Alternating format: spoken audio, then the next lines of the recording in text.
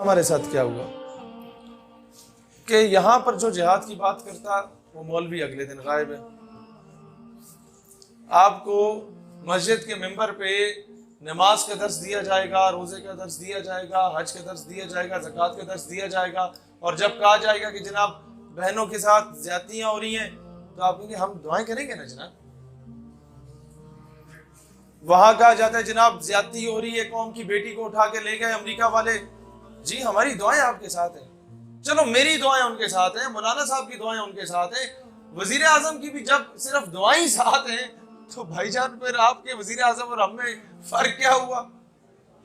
جب دعائیں ہی آپ کے ساتھ ہیں صرف, تو پھر یہ ایٹم بم کیا پھوپھی کی شادی میں تو نہیں چھڑانا نا, اسے کسی مقصد کے لیے رکھا ہوا ہے. تو یہ کچھ چیزیں ہیں جس پہ اگر ہم بات کریں تو کہتے ہیں یہ غداری والی باتیں کر رہے ہیں. بھائی ہمارے آباء و اجداد نے تمہیں پاکستان بنا کے دیا تھا, خواجہ قمر الدین سیالوی رحمۃ اللہ علیہ جیسی ہستیوں نے تحفے میں دیا تھا پاکستان, پنجاب دیا تھا.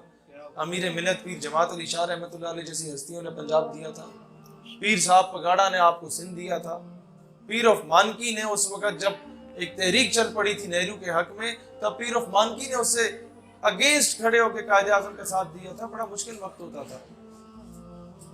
تو خان آف کلات نے کس طرح ساتھ دیا تھا. اب آپ یہ اندازہ کریں کہ خان آف کلات اسٹیٹ کو یا بلوچستان صوبے کو الگ ریاست بنانا چاہتے تھے. ان کا پورا اختیار تھا بلوچوں کا, نوابوں کا, کہ آپ پاکستان کا ساتھ دیں یا کسی کا بھی ساتھ دیں. اس کے پوتے سے پوچھتا ہے مبشر لقمان اپنے پروگرام میں, کبھی تم نے کیوں تم لوگ آج پاکستان سے ناراض ہو, تمہارے دادے کے پاس اختیار تھا, اس نے کیوں ساتھ دیا؟ وہ کہتا ہے میرا دادا الگ ریاست بنانا چاہتا تھا, لیکن خواب میں رسول اللہ کی زیارت نصیب ہوتی ہے. رسول اللہ علیہ الصلوۃ والسلام انہیں کہتے ہیں, اب یہ انگریزی میں اس کے یہ الفاظ تھے, کہتے ہیں رسول اللہ علیہ الصلوۃ والسلام نے حکم کیا کہ there is a country which is being made on the name of Islam and you are trying to betray it. ایک ملک جو اسلام کے نام پہ بن رہا ہے تم اس سے خیانت کر رہے ہو. کہتا ہے میرے دادے نے کیا مجھ پہ لازم ہو گیا کہ اب میں پاکستان کی حمایت کا اعلان کروں. تو جس ملک کے پاکستان کا مطلب کیا؟ لا الہ الا اللہ. پاکستان کا مطلب کیا؟ لا الہ الا اللہ. دستور ریاست کیا ہوگا؟ دستور ریاست کیا ہوگا؟ تو جس ملک کے صوبے بھی رسول اللہ علیہ السلام کے حکم و طفیل سے بنے, کسی کی مجال نہیں ہو سکتی کہ اس کی طرف میلی نظر اٹھا کے دیکھے. مسئلہ صرف یہ ہے کہ ہم لوگوں نے خود بہت بڑی ناانصافیاں کی ہیں اس ملک کے ساتھ.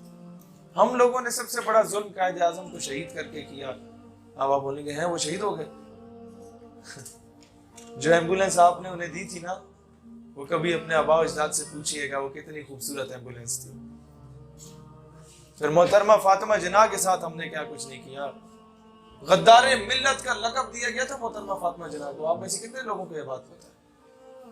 معذرت کے ساتھ ایک دو کے علاوہ نہیں پتا ہوگی. غدار ملت کا لقب قائد اعظم کی بہن کو دیا گیا تھا.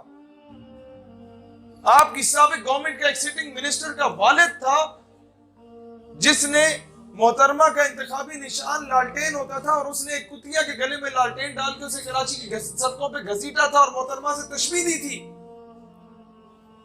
اور محترمہ کا جب پتہ چلا کہ انتقال ہو گیا ہے تو محترمہ فاطمہ جناح کی ڈیڈ باڈی کا پوسٹ مارٹم نہیں ہونے دے رہے تھے. فوراً جنازے کا اعلان کر کے فوراً جنازہ کروایا گیا. وہ عورت بتاتی ہے جس نے غسل دیا تھا محترمہ کو, کہتی ہے جسم پہ کئی کئی جگہوں پہ خنجر کے وار مجھے نظر آئے تھے, فیل ہوئے تھے. یہ حال آپ نے قائد اعظم کی بہن سے کیا. پھر کہتے دنیا ہمیں جو ہے وہ جوتے مارتی ہے, دنیا کو ٹھٹے مارنے چاہیے. احسان فراموش قوم ہے ہم, احسان فراموش. بچوں کو قائد کا احترام تو سکھایا نہیں ہم لوگوں نے. ہر کتاب میں ایک جگہ کیا وہ بزرگ غصے میں آگے کہ آپ کیا کہہ رہے ہیں, ہم نے اچھی تربیت کی ہے بچوں کی. میں نے کہا جناب کتاب پہلی تھمائی تو کیا پکڑایا؟ کہتے ہیں ABC. میں نے کہا دوسری کتاب اٹھائی, کیا پڑھایا بچے کو؟ کہتے ہیں الف بے پہ. میں نے کہا یہی سب سے بڑا المیہ ہے. تیسرا صفحہ کھول کے کتاب کا ABC, دوسری کتاب کا بھی تیسرا صفحہ کھول کے الف بے پہ پڑھاتے ہو. اور وہ جس پنجاب ٹیکسٹ بک بورڈ پہ اس کتاب کے پہلے صفحے پہ جس بابے کی تصویر لگی ہوتی ہے وہ بابا کون ہے یہ نہیں بتاتے. یہی وجہ ہے کہ آپ کا بچہ پہلی بار کاپی پینسل اٹھاتا ہے تو اسی بابے کی داڑھی مونچھ بنا رہا ہوتا ہے اور ماتھے پہ ٹیکے بنا رہا ہوتا ہے. دیکھ لو جا کے کاپیز. نہیں بتاتے اس کا احترام. وقت کا ولی و درویش تھا وہ. یہ ان خوش نصیب لوگوں میں تھا محمد علی جناح جسے بیداری کی حالت میں رسول اللہ علیہ السلام کی زیارت نصیب ہوئی تھی، اور آپ نے حکم کیا تھا کہ وہاں جاؤ پاکستان، وہ پاکستان کے لیے کام کرو، برصغیر میں جاؤ۔